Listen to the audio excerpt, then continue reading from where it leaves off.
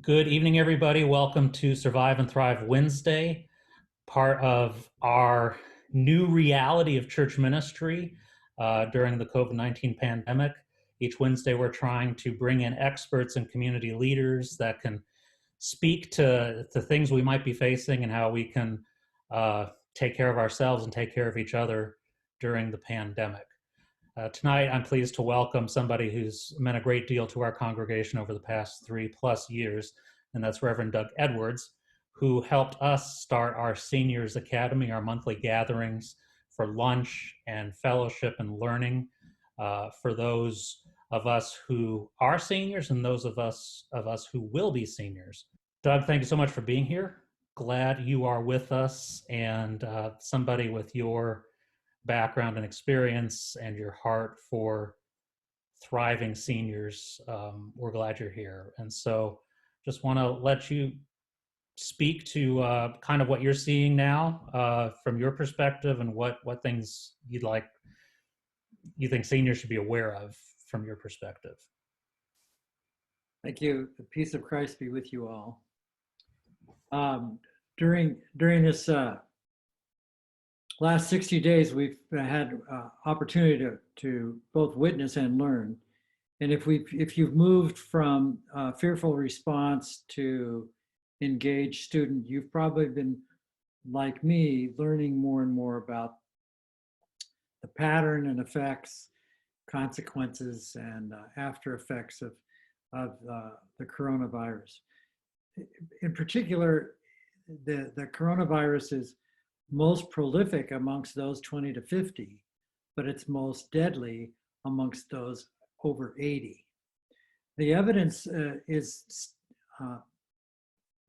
evidence shows from, at least on the Western United States, where in my anecdotal stories are Oregon, but that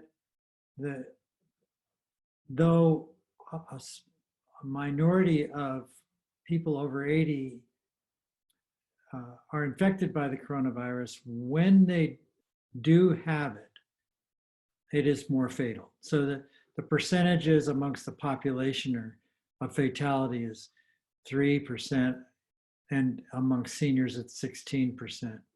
In particular, it's much more fatal when they are in a community setting and are already experiencing, because they're in a community setting, they're there for health reasons, and therefore the population that is most affected are those that have compromised immune systems due to a short list of comorbidities, and are being treated because they're in a residential care setting for that. So the numbers are all ganged up in residential care settings. It's not the care setting that's the problem. It's that they're there in a residential care setting because they have diabetes, hypertension, cardiopulmonary function problems, and those things are all what coronavirus is compounded by, and where morbidity goes way up. I've read with interest those stories of people who are living in veterans' homes and in residential communities who are 93 and fought in World War II, 103 fought in, I think it was Battle of the Bulge. And these guys, they were both guys, got the coronavirus and survived.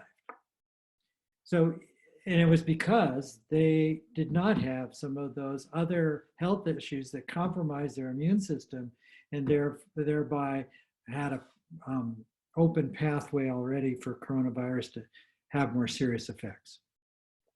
That being said, seniors are not being affected in great numbers. The numbers that are great numbers are 20 to 50. That would be Leif, not me. So we don't have to, if we look at the facts, we don't have to panic when we're seniors. It is when we have our health is already compromised by diabetes, pulmonary, cardiopulmonary stuff, and hypertension. That being said, I think that's kind of an introduction into where I'd like to address, and that is what happens, particularly in acute care settings and hospitalization. And that's what you, Todd, asked me to be prepared to respond to. So in checking with hospitals nearby the church, particularly Huntington Hospital, their policy is very simple, and it will be the same probably for any acute care setting. But before telling you what I've learned, let's talk about what's going to happen. And that is, the only reason you'd care about this is that somebody in your life gets coronavirus, or it's you. More likely, it's going to be somebody else, and thereby there's going to be two ways you're going to end up having to deal with this matter of how do you deal with the hospital. One is somebody who you're related to or close to tells you they're going to the hospital, and they're either going to go by paramedics, right? They're going to get that very expensive ride, $2,500 ride for 5-10 minutes, and that's going to get them through the emergency room and then into the hospital. Or they're going to go to urgent care because their congestion is high, they have a high temperature, their congestion is high, they're having difficulty breathing. It's described as like breathing through gauze, this very labored breathing because of how the pandemic affects cardiopulmonary functioning. And so they're going to be going into urgent care. They're going to be looked at. They're going to be tested. Then it's going to be determined whether they go home, which means you're not going to get the call, or they're going to be transferred to a hospital and you get the call. So, barring the fact that you end up being in the paramedic's chair and you end up going in, that you're not in control. Then it doesn't matter about hospital visitation. The issue about how do you deal with the hospital is going to come because you're a third party, second party, not the first party. So first thing you ought to be doing is if you decide that you're going to want to go to the hospital, the first thing you do is you check online with the hospital and what their policy is. Okay? Because otherwise you're going to end up having a very frustrating experience. So the first thing you want to do is be well informed, as always. And that on the hospital website, it's going to tell you very simple thing. Nobody gets to visit, one person maybe. And that one person is going to be that primary person and won't be somebody else. Why? Really, the last place you want to be is in a hospital. That's the place where you're most likely able to catch the coronavirus. So you are compromised by going. Second, you are most likely the person who's going to make things worse for the persons who are providing care and the person who's receiving care. So those are the obvious realities, but the best thing you can do is to check your website, determine whether or not how they're going to handle you, because you just don't want to make that trip unless you've got a good chance of getting in. So that's a very simple process, just be well informed. Now, if you're bedside at urgent care when the determination is made, you're also going to be told, okay, you're the primary, you're in. So those are the two ways in which I see this is relevant. One, you're escorting somebody. Two, you're wanting to go or you've been asked to go. So one way it's going to be very self-evident. The other way is to get very well informed. With that, I can talk about other stuff, but we were talking about how do you deal with a hospital. At this point, the policies at Huntington Hospital are, even with childbirth, only one person. And I know, well, maybe a couple of you are childbirth age, but most of us on this call are not going to be coming into the hospital because of somebody's childbirth. But so that policy is in place and that nobody visits patients in the hospital but one person, and one person for childbirth and one person for coronavirus, COVID-19. What would you like to know more about how to deal with a hospital? Yeah, if anybody wants to, please just again text in your questions to me, and I'll pass them on to Doug. Doug, I have one Yes. question about if I need what is the advice for either going to the ER or being admitted to the hospital for issues unrelated to COVID-19, but say, um, should I? Is there some kind of criteria I should be figuring out in my head about how how much do I really think I'm having a heart attack, or my fever's at 101, or what would be the advice for I don't think I have COVID, but I'm something seems to be off in a different way. Yeah, I think a lot of people are experiencing symptoms, and they don't know what it is. They don't have a name for it, and so the best thing you can do is not go to the hospital, but actually go to urgent care. Hmm. So urgent care is going to be an offsite location. They're going to be able to triage and determine that's where the testing is going to go on. You're going to be able to make determination there. And there are directives from hospitals saying, don't come. I mean, this is what's going on in New York. Don't come unless you have sustained over 101, difficulty breathing, blah. And then you shouldn't come in unless you've called your primary care. So there, in places where it's high impact, there's a whole methodology. You and I, Oregon and California, are not high impacted. Though LA County has greater numbers than all the state of Oregon, California has been able to ride through this without those peaks that we're seeing in other places now. And that's because of shelter in place.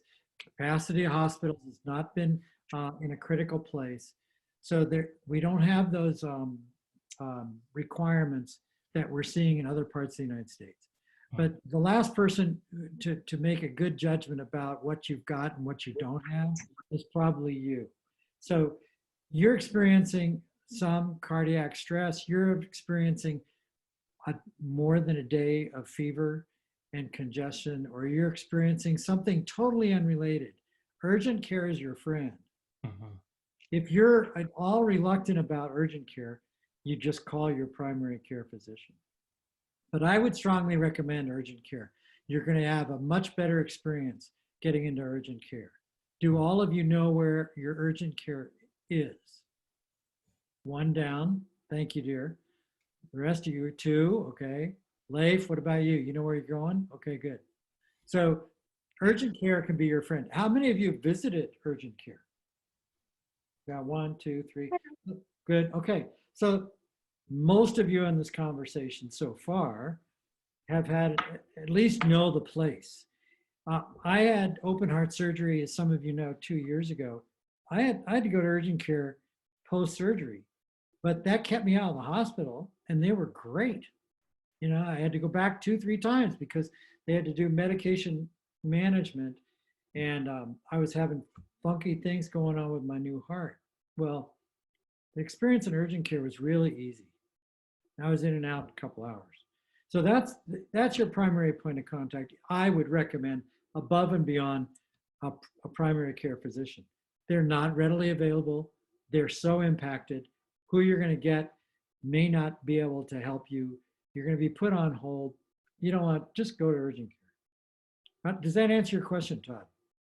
Yeah, I thought that was I think that's great advice. And so, yeah, you let your doctor or your urgent care physician guide you on what the next step should be, whether they can take care of you and send you home, or whether to send you on.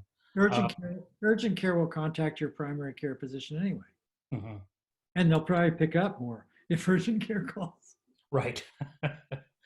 I'm just going to throw out something that I noticed today, and that I get a lot of, I'm trying to stay in the loop on what's happening in the city of Glendale and what's available, but somehow in everything that's going on, I hadn't heard of where there were actually COVID testing stations in our city.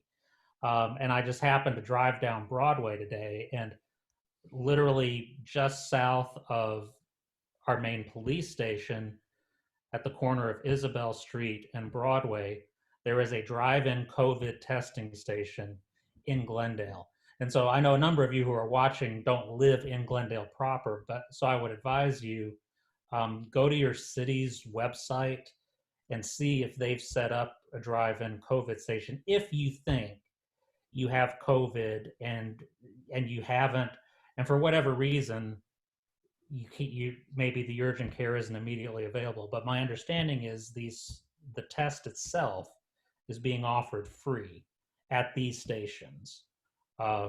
So if you're, and Doug, I'll let you feedback on this, and you're more expert on this than I am. I'm just pointing out that I know they've been setting up these stations around the city, and I just became aware of mine today, or one of mine today. I don't know if there are other locations. I have to go research that. But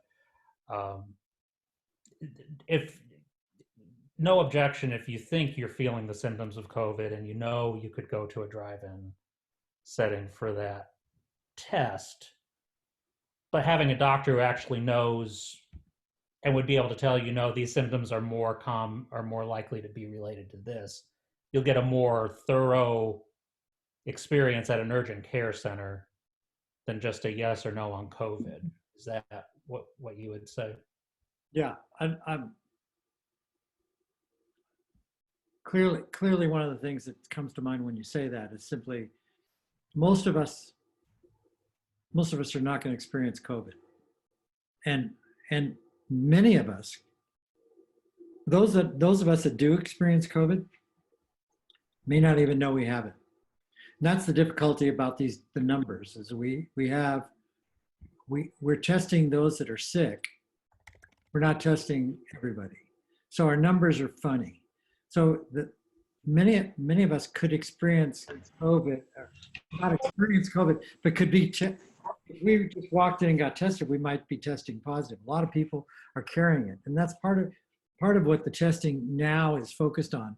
Biochemists are now looking at ways in which they can do antibody tests to determine whether you're positive but not presenting symptoms.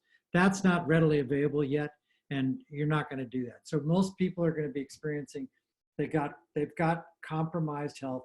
Where do they go? And the fact is, yes, it would be wise to get tested at a station like that if you can do it. Chances are, if you're experiencing symptoms and you're beginning to feel like that, you just go. And the one caveat would be, for those of you who are with someone, or it's you, should you choose to go and get into urgent care, call first. The solid advice of everybody is, wherever you're going to go, whatever you're going to do, if you're experiencing symptoms, call first. So I would add that the destination should be not the hospital, but urgent care. But the process is call first. Good. Much of your later work experience was in the personal care living communities with different levels of care. They're having, I believe, similar guidelines as far as visitation and interaction between residents and outside loved ones visiting. So residential communities now are reminiscent of prisons.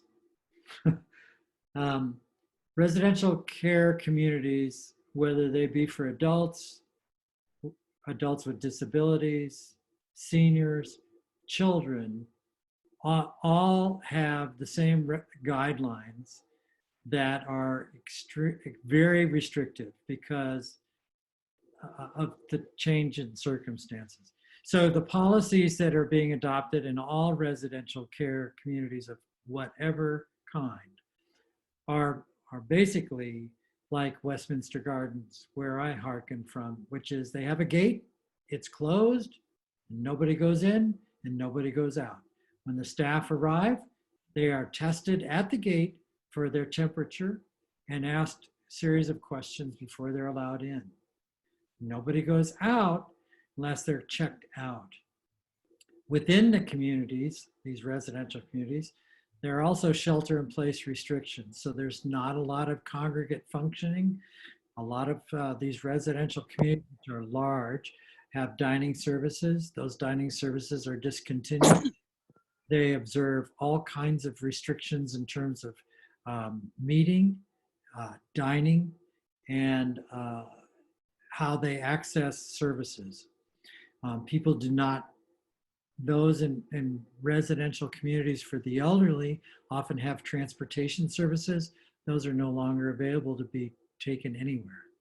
So there's a real strong set of restrictions in place in all residential communities, particularly in those with assisted and skilled nursing. The incidents in Oregon, half of the deaths of seniors have been in communities of senior health facilities.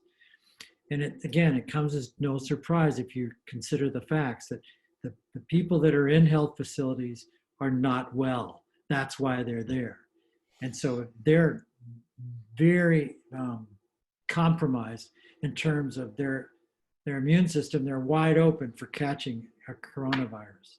So half of those in Oregon who are half of the deaths in Oregon are of seniors in skilled and health facilities.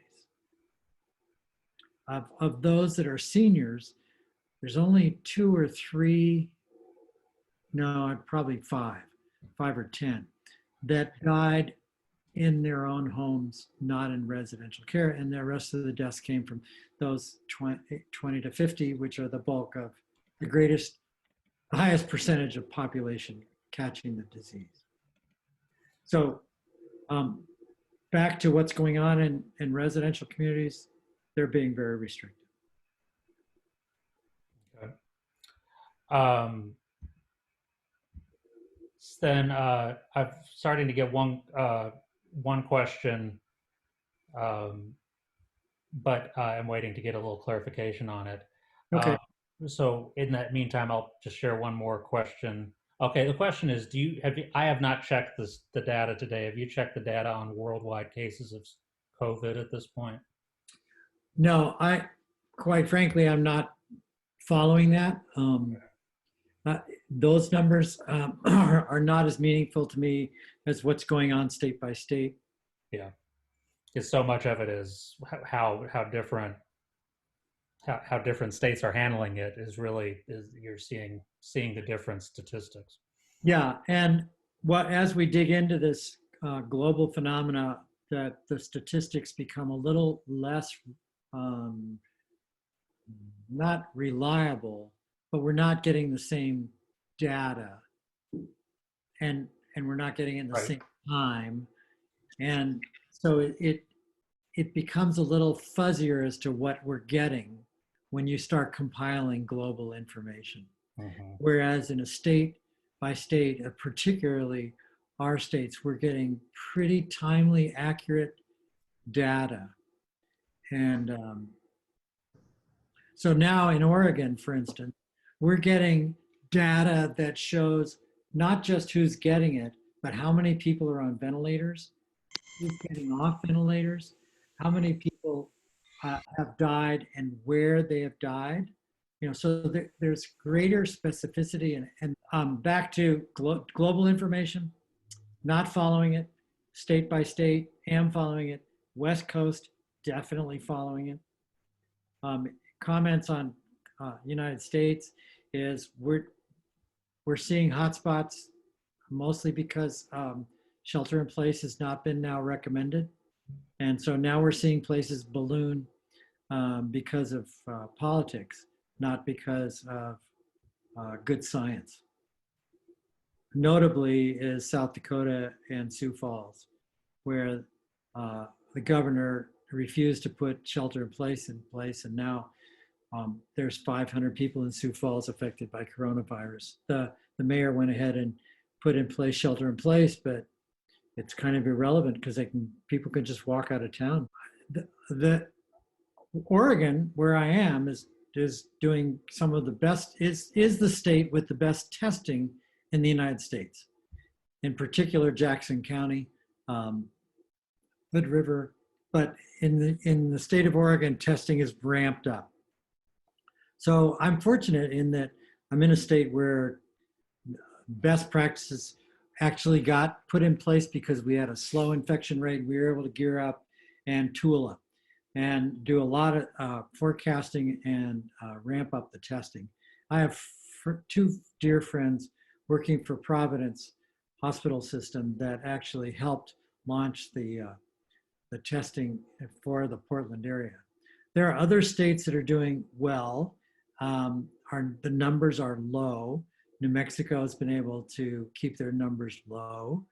I believe Wisconsin has kept their numbers low. West Virginia's numbers are low. There are states with low numbers. The single greatest variable that determines how states are responding is urban density. So cities, the 33 metropolitan cities that contain half the America's population are going to see the highest concentration of COVID. So one of the difficulty is that not all policies implemented by governors are the same, and so we're seeing delays in terms of managing those infections. And so now we're seeing some states that were doing well a couple weeks ago, but now because they have not done shelter in place, the numbers are going up.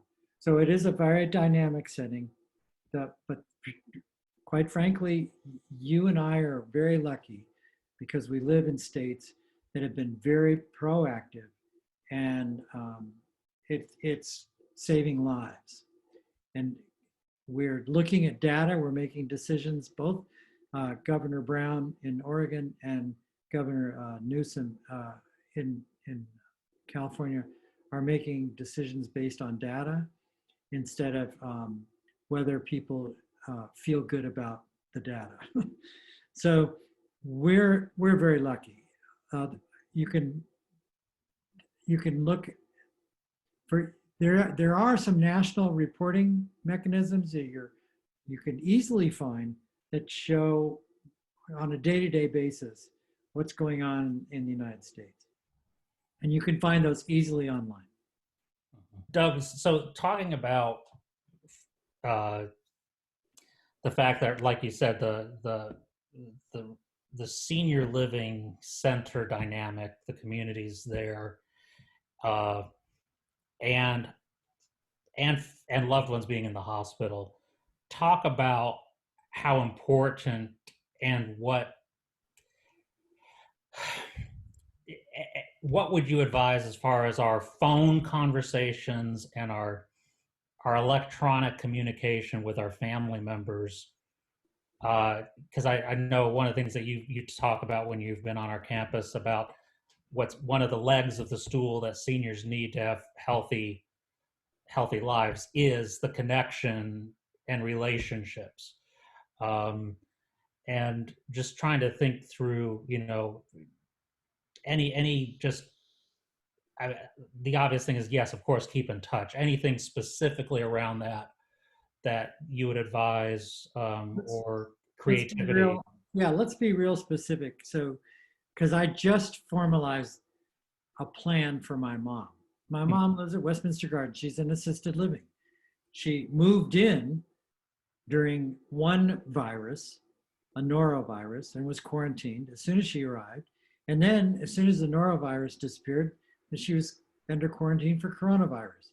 So the entire 2 months that she's lived there, she's been in restricted directives and isolated, and it's very difficult. And then you add to that memory loss, which my mother has. But in general, when you've got people who are in a residential community and are isolated under restriction, they're going to have a great deal of stress simply with kind of responding to all this restriction. And it's so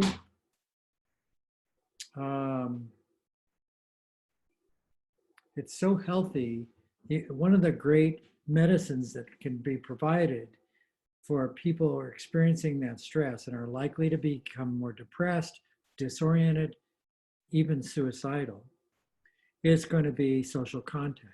So the contacts that we make that we take for granted, oh, I call mom or I call my brother, take on a whole new meaning and a level of power and value when people's restrictions are high. So the data is already that crisis lines all across the country are lighting up. Suicide is way up, and depression's way up. But those are functions of mental health, and some people have been through stuff like this before. Older adults tend to be pretty resilient simply because they have accumulated experience. So the best thing we can do, though, is to be vigilant in increasing our social contacts with people. If you know somebody in a residential community, my suggestion is don't take it upon yourself to be the savior. Organize people to have a schedule of contacts. So we did that, and we've got people calling from the Netherlands to my mother. Anecdotally, in 1969, we hosted an exchange student from the Netherlands, and that person has never left our midst. So here we are 51 years later, and this Alphonse Hennekens is calling my mom on a weekly basis. So our allies in supporting our effort to create social contact with those that we care about could be not just family, and who would be glad to sign up and help out. So, kind of having a daily contact schedule that helps balance out the isolation, the stress, is really going to make a big difference. Almost like daylight is valuable for somebody who's been in the dark. It just really is night and day. You think that approximates what you were looking for?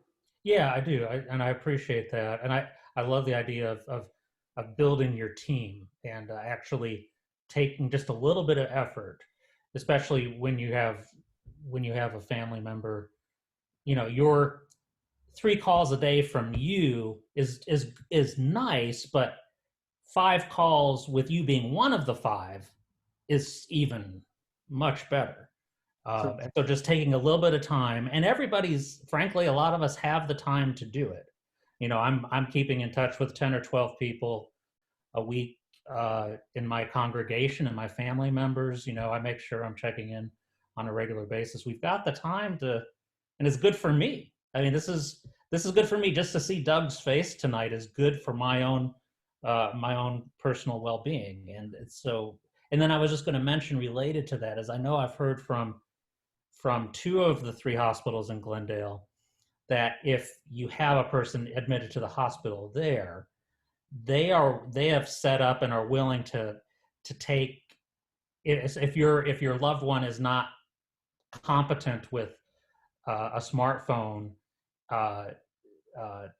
to use it, to do like a FaceTime for a video chat.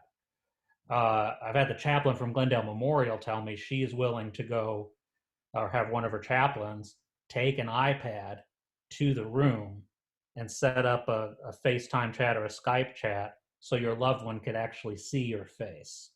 And so I think in some of the folks in the spiritual care area of hospitals are trying to think of ways to overcome that physical separation as much as possible. So in addition to the phone call, you may want to see if the hospital or the care facility that your loved one is at offers that as an option, just as another way. Yeah, residential communities usually have staff trying to make this work. So today I was on the phone with my mom. She learned how to use Zoom because one of the staff downloaded Zoom into her phone so she could participate. So there are communities that have staff. There are communities that don't. Mm-hmm. So Borden cares, small places, but bigger places do. Just be realistic about what you expect from a hospital. Person on a ventilator is not going to be seeing anybody. Right. So in a setting where they're in a non-acute hospital bed, mm-hmm. you're going to get one level of service. In an acute in intensive care, nobody's going to be doing anything. Right, and that's a good reminder. Yeah. Any other questions that you all have? Actually, I'm a registered nurse with the public health department, and I don't work for LA County though, so my area is a little bit different, but we are still kind of indirectly involved with what's going on. And we've been, I just wanted to mention that we've been calling to all the long-term care facilities and group homes and residential facilities just to do virtual tours and see what they're doing for infection control. And our recommendation is that if one of these elderly persons are on hospice or they are end of life, that they are allowing visitors. I just wanted to mention that because they're called special visitors, and that's one reason that they are allowing visitors in long-term care facilities. Okay, so so that's a little bit different. If folks are in a hospice care situation, that they would mm-hmm. they do allow maybe a visitor at a time. They will, yeah, they'll allow family members one at a time. They have to follow all the precautions, for hand hygiene and that kind of thing. And they're escorted to the room, and then they're escorted out, but end of life, yes, they are allowed visitors. Okay. Doug, any other last things you thought of that you wanted to share before we wrap up? I think all of us probably know that knowledge is power, that this pandemic, though, for most of us is a great inconvenience. That they are learning more and more all the time about this. And so continue to be informed, and just know that the senior population is not at, I don't want to say it's not, they're at risk, but most seniors are just not going to have COVID-19, and those that get it, who do not have comorbidities that compromise our health, are likely to be able to live through that. So there's good reason to believe that we're going to be okay for most of us. Those of us who have some issues like diabetes, like I mentioned, some of those things that they're finding that make people more susceptible, we have to take extra caution. But even with COVID-19, when you have diabetes, hypertension, or cardiopulmonary compromises, you can go through COVID at home for many times and get the care you need, and people can learn how to care for you without affecting each other. There's lots of information out there about managing this. So the key is to make the good decisions to get the kind of treatment that you need. And if you find somebody, or you are somebody, you're your friend is going to be urgent care. They could send you home and say, you can handle this, or they may say, come back in a day, or they may say, boy, you need to go in. So this is going to be the case for very few seniors. And so I don't want people to leave thinking seniors are especially at risk. Mm-hmm. They really, there's a subgroup of seniors that are at risk. So I thank you for the time and the opportunity to be with you all. Every opportunity I can be with your church is a meaningful time for me, and I look forward to being with you again. So thank you for hanging out together tonight. And Todd, thank you for extending the invitation to me. Thank you very much, Doug. You're part of the family now. You're Presbyterian with a little side of Adventist on you, and we're just gonna keep bringing you around so we can get a little Presbyterian rubbed off on us, and it's all good. We appreciate always what you bring to us, and especially at this time that we could check in with you and listen to you right now. So wish you and your wife well, and your family and your mom, and just wish everybody good health and good mental health for the weeks to come. But for the rest of us, we'll have another Survive and Thrive next Wednesday at 7 o'clock. And if you're interested in our weekly congregational worship, you can find us at our Glendale City Church YouTube channel every Saturday morning at 11 o'clock. Wish you guys a good evening. Take care of yourselves, and we'll see you soon.